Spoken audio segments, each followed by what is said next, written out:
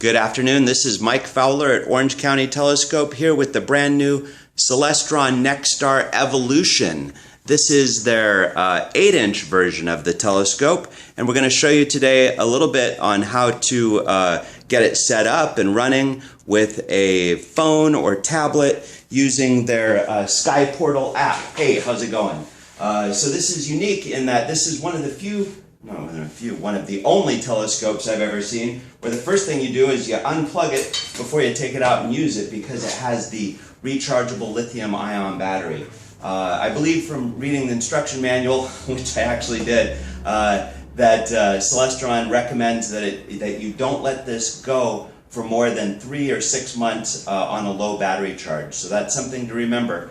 But basically what you do here, and the other thing is we have it set up with some non-standard equipment. I wanted to show that a 2-inch diagonal, I had a couple of questions from people right on the cusp of ordering this as to whether or not their 2-inch diagonal will fit. And it did not with the standard Nexstar, but on the updated Evolution, you can see there's actually plenty of room down here to go well past straight up, what's known as zenith. For us astronomer people, so you can use there's all kinds of room now on the Nexstar Evolution Telescope, so that's an exciting development. So now that I've unplugged it, what we're going to do is we're going to turn it on. There's an ON/OFF switch located just below the right hand side right here. You turn it on and you can see that it initially begins broadcasting a Wi-Fi signal. And this is where I kind of want to show you one of the initial growth opportunities that I had with this app. And what I did is let me see if you guys can see this here. I'm going to step behind and see if we can eliminate the reflections here. So I went to the Play Store and I downloaded the Celestron Sky Portal app, and we're going to put our glasses on.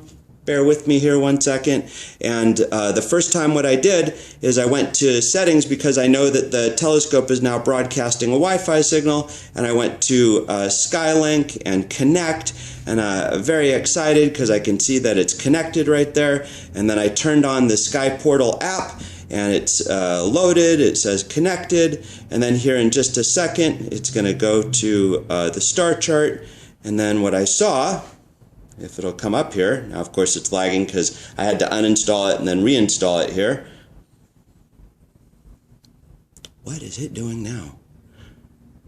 There's where it is. It says license verification failed. And I was very concerned. I didn't know what was going on, so I called Celestron support, and they said, hey, well, why don't you exit that, go back to your settings, make sure that the Google Play Store can actually see that the app turns on. Go back to Sky Portal now that I'm on my local Wi-Fi network, connected to my local Wi-Fi AT&T there. And now it has actually gone and verified that this is a Google app, so everything runs and comes up correct. So none of that licensing issue comes up. So that was a real growth opportunity there for me for about 20 minutes the first day, trying to figure out that. But now that I'm on my local network and the Sky Portal app has registered itself, now what I'm going to do is I'm going to go back to my settings, go to Skylink, click on Connect, and here in just a second it's going to connected, go back to the app itself, turn on, and now we should be able to do something like connect and align, right? And right here, there you go. And now I am controlling the Evolution telescope with my Wi-Fi network and not my Wi-Fi network, with its Wi-Fi network. So you can be out in the field somewhere and use this because it's broadcasting its own Wi-Fi network. So, and then what I did is, because I can't do a 3-star alignment in the store here, I was concerned, well, how am I going to show people how this works? And then I remembered that the old hand control unit on the Nexstar, what we would do is we would go and do like a planetary alignment. Or imagine if I could go outside, if I could go outside right now and I could see, okay, there's the moon, but it's not dark yet. Or if I have really good eyes, I can see maybe Venus or even Jupiter you can see during the day sometimes. So if that's the case, then what I want to do, because, and forgive me if I'm jumping ahead, but because I cannot accurately know exactly where 3 points in the sky are during the day while I'm showing people how to use it, I wanted to be able to show people how to go about the alignment procedure if they in the store here, so that we can go to things, or if you want to use it during the day. So in the manual, it covers it under settings right there. And again, I'm going to go back over here, make sure everybody else can see here. Under settings, I can go to setup and control. And oh, it stayed there. So normally it's defaulted to, under the behavior, align using sky align. And that's their 3-star alignment procedure. This is align using manual align, which allows you to align to objects during the day. If you have a proper solar filter, or if you can see the moon, that kind of stuff during the day. So I'm going to leave that there. Oh, and use the X button. All right, so now what I'm going to do is, let's say that I can see Venus. So I'm going to choose Venus, and I don't know if you saw that, but now Venus has a little X across it, and if I was quiet, you can hear that it has like a little feedback. Let's see if I turn up my volume is all the way. So it has a little feedback, and now it shows that there's a little bullseye on the planet Venus. So at this point, if I was outside looking at Venus, I would then move the telescope up and over, and I can use 2 different directions at the same time.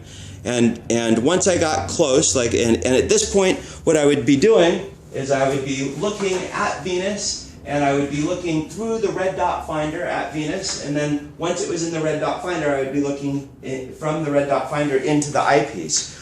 Once I go to the eyepiece and I see Venus is actually on the eyepiece, then I would hit enter, and it automatically slows the rate down. I don't know if you saw that it defaults the rate, which is also a slider, but as soon as I hit that, it changes it to a slower rate so that I can be more accurate. And I don't know if you can hear the telescope moving. It's moving very, very slowly now, much more slowly, so I can be more accurate. So once I have the telescope pointed directly at Venus, then I can hit align. Now, it says tap another object in the chart to select it. Tap go to move the object. So, how come? Oh, and it did. I'm sorry. I was looking at something else, and you can see here that it's aligned. So objects aligned 1. Now, if I can get 2 objects, the alignment will be more better. Did I just really say that? More accurate. But if all I can see is Venus, and I press done at this point, you get this alignment incomplete. You haven't aligned on 3 stars.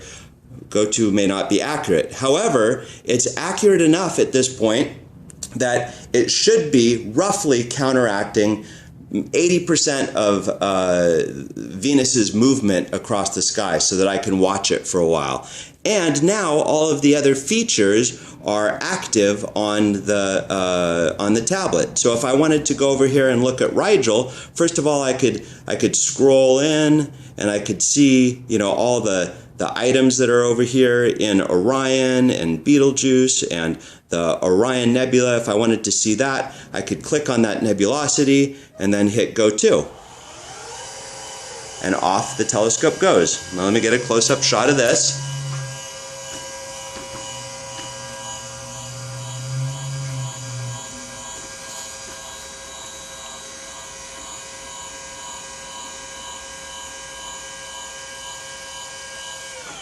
And as the telescope gets closer, you can see the bullseye on the tablet shows you that you are now exactly pointed to the Great Orion Nebula.